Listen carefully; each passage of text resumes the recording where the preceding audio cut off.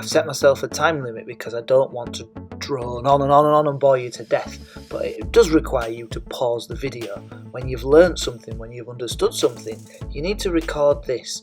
And because I'm going to keep these mock papers and I'm going to give them out to you before your real exams, so you're writing messages to future you on the eve of the most important history exam you may ever sit. So make sure you pause it as we go through, and I promise I won't drone on.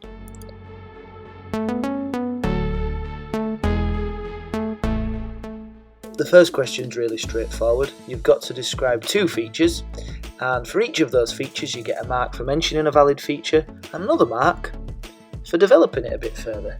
2 + 2 = 4. Let's have a look at some. This is an answer that I read variations of a lot when marking this. People just put in something like this: police took body temperatures to see how long the victim had been dead for. It's only 1 mark because it doesn't go far enough. Now look at this one. There's no question you're going to get 2 marks for this one. The police took body temperature of the victims so that they could estimate how long the body had been dead for. That's how far the person got with 1 mark. That way they could estimate the time of the murder and look for witnesses who were in the area at the time. Supporting information to show they really understand, 2 marks. 2 of these on 2 different features, 4 marks. Easy as that.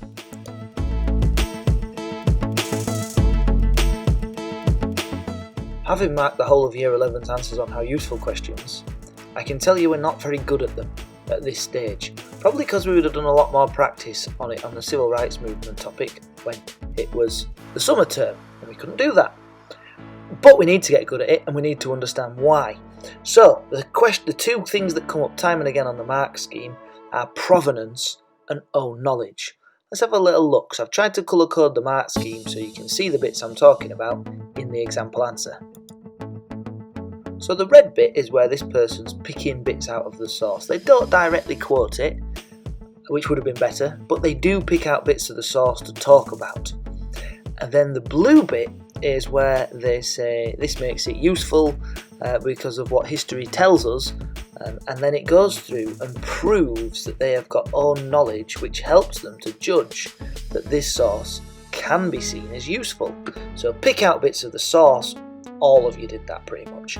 Use your own knowledge, that's a poorly timed text, but use your own knowledge to help you to assess the source and say, from my own knowledge I know this and I know that, and this person says that there were 2,000 lodging houses in Whitechapel.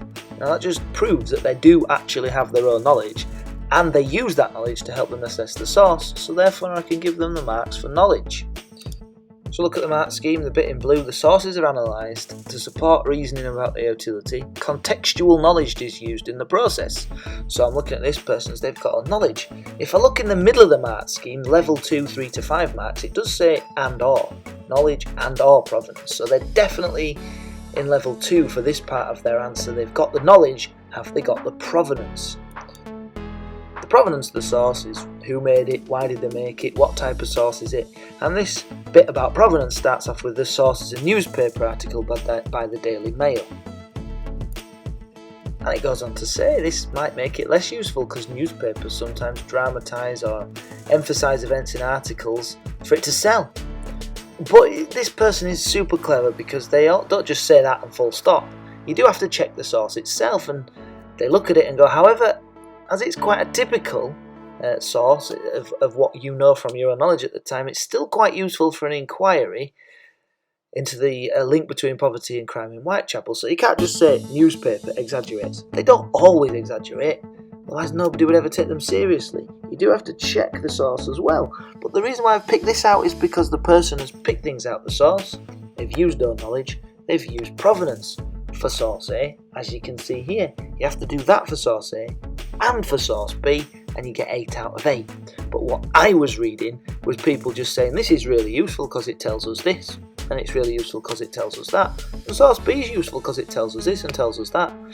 It's not asking you to repeat what the source says, it's asking you to look at the source and decide, do you trust it, does it look like your knowledge?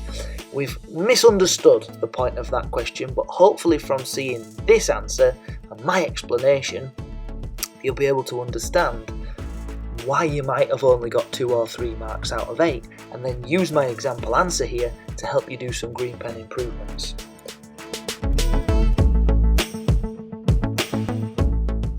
And for question 3, I think people have lost sight of the fact that you're being asked a question at the top. How can you follow up source A to find out more about the link between poverty and crime? How can you find out more? It's asking you to do the job of a historian. And it asks first for some detail that you would use. A quote would be good there. This person hasn't used a quote, but they've still picked out a useful bit of the source to look at. And then, look at the question. It mentions crime and poverty. So therefore, they are trying to find out more about the link between crime and poverty, as the question asks for. So make sure your question that you ask links to the question, and you've got 2 marks. There's such an easy 2 marks for the first of the 4, if you prepare and know what you're supposed to do. For the second bit, you have to pick a source you would use.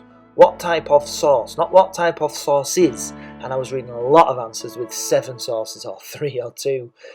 Just 1 is what we need here, and this person's chosen police records. That would help them to establish that link. That's fine. Then they have to explain how the source would help them to answer the question.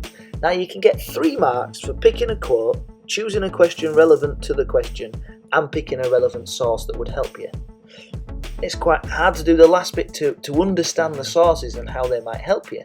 This person, they might have got a mark, to be honest. I was unsure whether to give them a mark or not give them a mark here.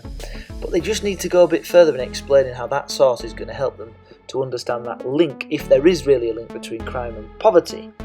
And they will need to look at the police records and explain, well, it tells you who was involved in the crime, and it usually tells them their occupation. And through that information, if you find out whether the criminal has a job or not, or whether their job is low paid, you might be able to work out just how many criminals during this period were struggling with poverty across London as well as in Whitechapel, and to really assess and have a look at that link between poverty and crime and see if it's the case. Now, you're not going to explain all of that, of course, because you've only got three lines there, but you just need to explain how. What does a police record show? It will show me people's occupation. I will get an idea of how much money they have, and that will give me an indication of whether this crime that they've committed links to their occupation. Now, police records don't always do that. Court records would have been another good one to do that sort of thing. Anyway, that's all from me. Go back, pause, green pen. We want to see you really reflecting. If you do this properly, you're going to help future you. Thanks for listening. Do ask me any questions. See you later.